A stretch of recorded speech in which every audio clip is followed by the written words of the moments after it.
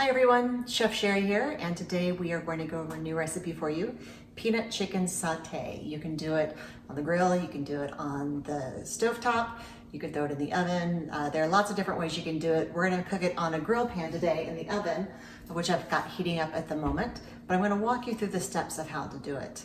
As you know, my goal with these sauces is to make it easy on you so that you can put together a delicious, healthy, quick meal that is going to take the stress out of having to think about what are you going to have for a meal and hopefully keep you from going through drive-thrus or picking up frozen meals. Instead, you'll be able to get something nice and nutritious at home without much trouble. So I've already got the chicken marinating, and that's the first step. Takes you 2 minutes, literally. On your way out the door to work or wherever you're leaving in the morning, pull out a packet of chicken tenderloins, put it into a bowl, add the Piquant Peanut sauce. And because it's one of the thicker sauces, you can't just pour it on there. You're gonna wanna take a fork or your hand or something and stir it around, make sure it all gets coated, and then throw it back into the refrigerator and just let it sit. When you come home from work, that's when we're gonna do this next part. So I'm gonna be putting these on the grill top here in just a second. But first I'm gonna talk to you about the rice that we're gonna cook with it. We're gonna do a jasmine rice. I'm actually gonna use it in the Instant Pot because it'll cook in about the same time as the chicken will, so it'll all come together nicely. What I want to do though is show you a trick with how to cut up cilantro. I've already got the rice rinsed. If you don't know, that's an important thing to do because it'll help keep the rice from getting mushy and sticky.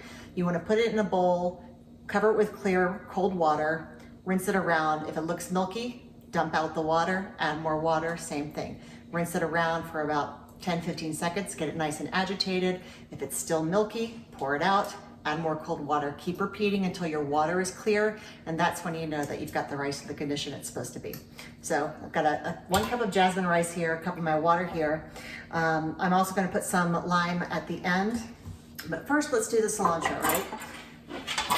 Some herbs you can't eat the stems, but thankfully cilantro is one of them that you can. And so what I like to do when I get a bunch of cilantro, instead of separating it out, I just start cutting off what I need from the head. So to go over again what we've talked about before, how to hold a knife correctly, you want to pinch right there, right above the handle, right at the bolster. So I like to gather it up, and I'm going to guess I'm going to take about this much cilantro, so it rests off to the side. When it comes to working with herbs, because they are so flimsy and flexible, sometimes it makes it hard to cut them. What I like to do is I just like to gather it all up and then use my fingers as a guide the first pass, and I'll come through like this. Just kind of chop it up right till it gets to the fingers. Bring it back together, and then from there on out, I like to use just kind of a rocking motion that is stabilized by the other hand. So I'll put the tip down here, rock it here, and just go back and forth, nice and rocked. We're not looking for any specific sizes, you just want a nice mincing. And again, because you can eat these stems, it makes it a lot easier. You don't have to go through and try to take the leaves off like you do with rosemary and thyme and things like that.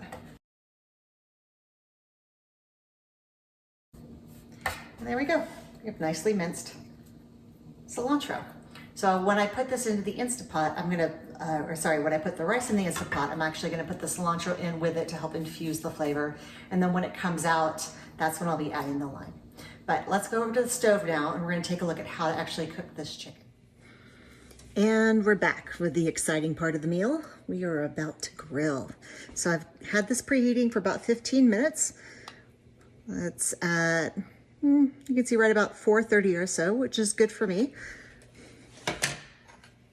Before we get to grilling though, here's an important step with cast iron that a lot of people will miss when they're grilling indoors. And that's, if you wanna help keep your meat from sticking and make cleanup easier on yourself, you can coat your pan with a little bit of oil. Now you wanna make sure that you use a high temperature oil.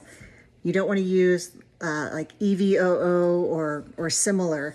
This oil that I'm using, I actually chose to go with peanut oil since the sauce is a peanut chicken sauce.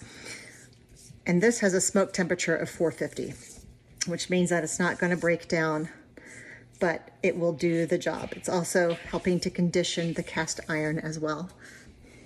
All right, all set there. So now all we're going to do These are our tenderloins in here, and I'm just gonna take them out one by one and lay them. And I'm actually gonna start on the outer edge of the pan because that tends to be a little bit cooler than the very center.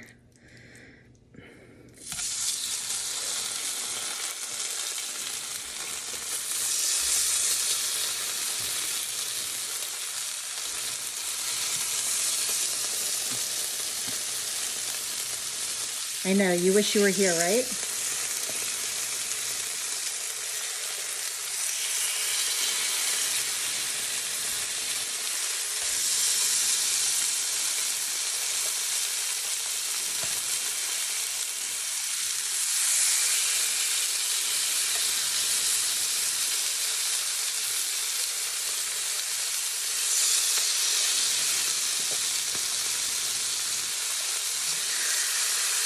So this was almost exactly 1 pound of chicken, and it all fit on the grill pan.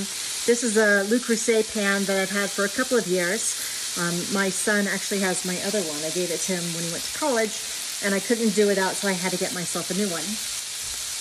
One trick as well, so when you're finished, you've got this leftover marinade, right?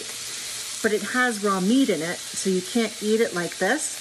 But what you can do, and what I'm gonna do, is you can put it in a saucepan, bring it back up to a boil for a little bit, and then all of the bacteria and everything that would have been in there is killed, and then you can use this to top off your meal. So we're gonna let these cook.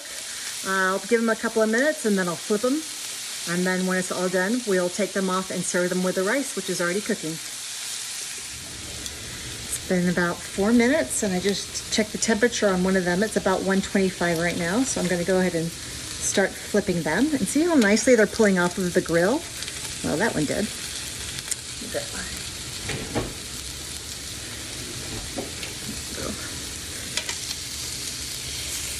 That one's not quite ready to turn. Yeah, there's this one.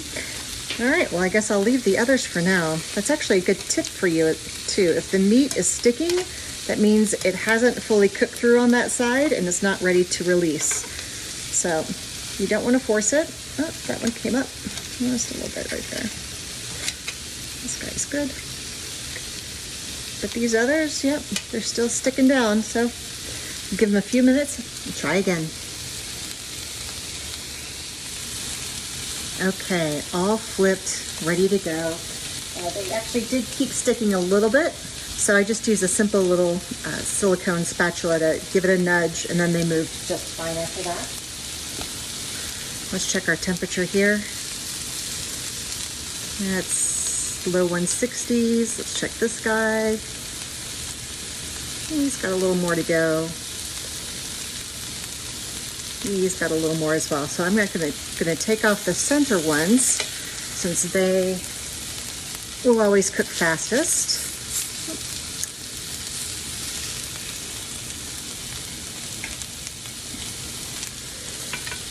Move these outer perimeters to the middle. Give them just a little more time. Actually, put this guy instead. All right, last few minutes. And it's all done. Really took about 20 minutes to do it all, from putting it on the grill pan to taking it off, and another 5 minutes maybe to get everything in the plate. As you can see, rice came out beautifully. Took some extra cilantro and sprinkled it around, and then put on some of the chicken, and then added the leftover sauce. The only thing left to do is put on some lime juice, so I'm just gonna drizzle that all over.